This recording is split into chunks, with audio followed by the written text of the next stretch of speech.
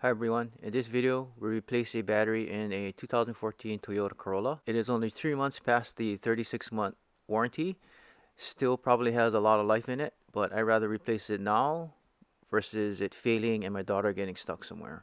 We'll need a 10mm socket, gloves, and safety glasses. We'll start by removing the negative terminal and then positive terminal. Loosen the bolt with the 10mm socket on the negative battery terminal clamp.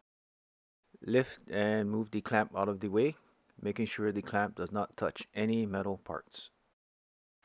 And do the same for the positive battery terminal. Next, we'll remove the battery hold down bracket. First, remove the front bolt with the 10mm socket. Next, loosen the rear bolt and then push the J-bolt down and to the left to disengage it. Here's a close-up of pushing the J-bolt down and to the left to disengage it, and then down and to the right to engage it, which will be needed later. Lift the J-bolt up and remove the battery holder bracket from the battery. And then lift and remove the battery from the engine compartment. And clean the inside of the battery terminals for good connections. I used a 3/4 inch wire brush for copper fittings. There is a wire brush specifically for battery terminals. I'll leave links to both in the description below.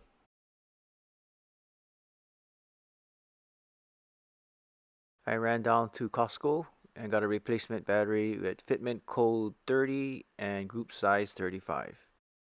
By taking the old battery with me, I was able to get an instant refund on the recycling or recore fee at the time of purchase. Place the new battery into the engine compartment. Reinstall the battery hold-on bracket.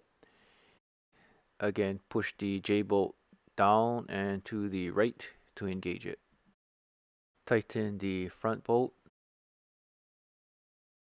rear bolt, and then verify that the battery is securely held in place. Next, remove the red plastic protective cap from the positive terminal. Install a terminal protector, and then reinstall the positive terminal. I've read that the terminal protectors actually do work. I'll leave a link in the description below. And then repeat on the negative battery terminal. You may get a spark, which is normal. And if your car is equipped with an alarm, you may want to have your remote handy in case the alarm is triggered. And finally, jump in the driver's seat and give it a test.